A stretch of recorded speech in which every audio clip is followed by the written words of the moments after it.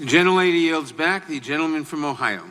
Director, the FBI interviewed Joseph Mifsud on February 10th, 2017. In that interview, Mr. Mifsud lied. You point this out on page 193, volume 1. Mifsud denied. Mifsud also falsely stated. In addition, Mifsud omitted. 3 times he lied to the FBI, yet you didn't charge him with the crime. Excuse me, did you say one? I'm sorry, did you say 193? Volume 1, 193. He lied 3 times. You pointed out in the report. Why didn't you charge him with the crime? I can't get into internal deliberations with regard who would or would not be charged a lot of other people for making false statements. Let's remember this. In 2016, the FBI did something they probably haven't done before. They spied on 2 American citizens associated with a presidential campaign, George Papadopoulos and Carter Page. With Carter Page, they went to the FISA court. They used the now famous dossier as part of the reason they were able to get the warrant and spy on Carter Page for a better part of a year. With Mr. Papadopoulos, they didn't go to the court. They used human sources. All kinds of, from about the moment Papadopoulos joins the Trump campaign, you got all these people all around the world starting to swirl around him. Names like Halper, Downer, Mifsud, Thompson, meeting in Rome, London, all kinds of places. The FBI even sent a lady posing as somebody else, went by the name Azra Turk, even dispatched her to London to spy on Mr. Papadopoulos. In one of these meetings, Mr. Papadopoulos is talking to a foreign diplomat, and he tells the diplomat, Russians have dirt on Clinton. That diplomat then contacts the FBI, and the FBI opens an investigation based on that fact. You point this out on page 1 of the report. July 31st, 2016, they open the investigation based on that piece of information.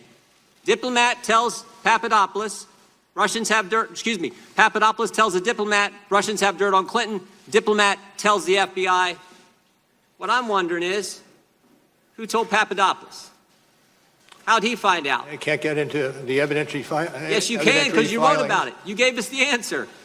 Page 192 of the report, you tell us who told him. Joseph Mifsud. Joseph Mifsud's the guy who told Papadopoulos. The mysterious professor who lives in Rome and London, teaches in 2 different universities. This is the guy who told Papadopoulos. He's the guy who starts it all. And when the FBI interviews him, he lies 3 times, and yet you don't charge him with a crime. You charge Rick Gates for false statements. You charge Paul Manafort for false statements. You charge Michael Cohen with false statements. You charge Michael Flynn, a 3-star general, with false statements. But the guy who puts the country through this whole saga, starts it all for 3 years we've lived this now, he lies, and you guys don't charge him. And I'm curious as to why. Well, I can't get into it, and it's obvious, I think, that we can't get into charging decisions. When the FBI interviewed him in February, FBI interviews him in February, when the special counsel's office interviewed Mifsud, did he lie to you guys too? Can't get into that. Did you interview Mifsud? Can't get into that. Is Mifsud Western intelligence or Russian intelligence? Can't get into that. A lot of things you can't get into. What's interesting, you can charge 13 Russians no one's ever heard of, no one's ever seen, no one's ever going to hear of them, no one's ever going to see them. You can charge them. You can charge all kinds of people who are around the president with false statements. But the guy who launches the guy who puts this whole story in motion, you can't charge him.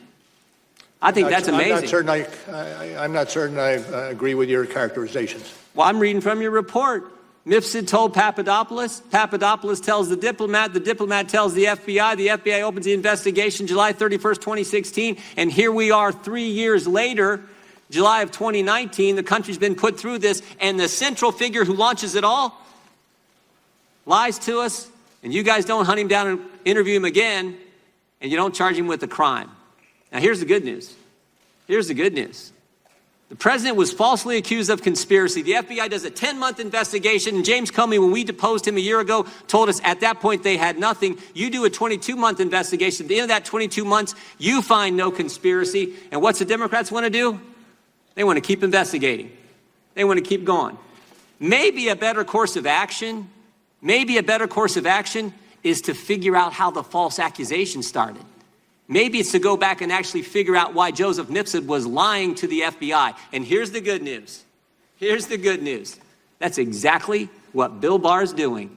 And thank goodness for that. That's exactly what the Attorney General and John Durham are doing. They're going to find out why we went through this three-year saga and get to the bottom. Director, if you'll let me quickly summarize your opening statement this morning. You said in Volume 1 on the issue of conspiracy, the special counsel determined that the investigation did not establish that members of the Trump campaign conspired or coordinated with the Russian government in its election interference activities. And then in Volume 2, for reasons that you explained, the special counsel did not make a determination on whether there was an obstruction of justice crime committed by the president. Is that fair? Yes, sir. All right. Now, in explaining that special counsel did not make what you called a traditional prosecution or declination decision, the report on the bottom of page 2 of Volume 2 reads as follows. The evidence we obtained about the president's actions and intent presents difficult issues that prevent us from conclusively determining that no criminal conduct occurred. Accordingly, while this report does not conclude that the president committed a crime, it also does not exonerate him. Now, I read that correctly? Yes. All right. Now, your report, and today you said at all times the special counsel team operated under, was guided by, and followed Justice Department policies and principles. So which DOJ policy or principle sets forth a legal standard that an investigated person is not exonerated if their innocence from criminal conduct is not conclusively determined? Can you repeat the last part of that question? Yeah.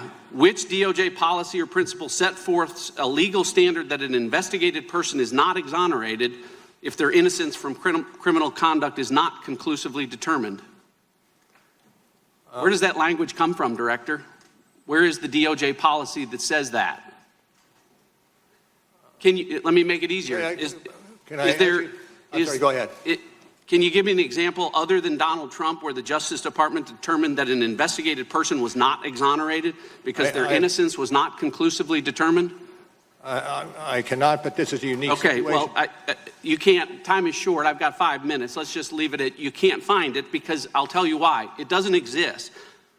The special counsel's job, nowhere does it say that you were to conclusively determine Donald Trump's innocence or that the special counsel report should determine whether or not to exonerate him. It's not in any of the documents. It's not in your appointment order. It's not in the special counsel regulations. It's not in the OLC opinions. It's not in the Justice Manual. And it's not in the principles of federal prosecution. Nowhere do those words appear together because respectfully, Director, it was not the special counsel's job to conclusively determine Donald Trump's innocence or to exonerate him, because the bedrock principle of our justice system is a presumption of innocence.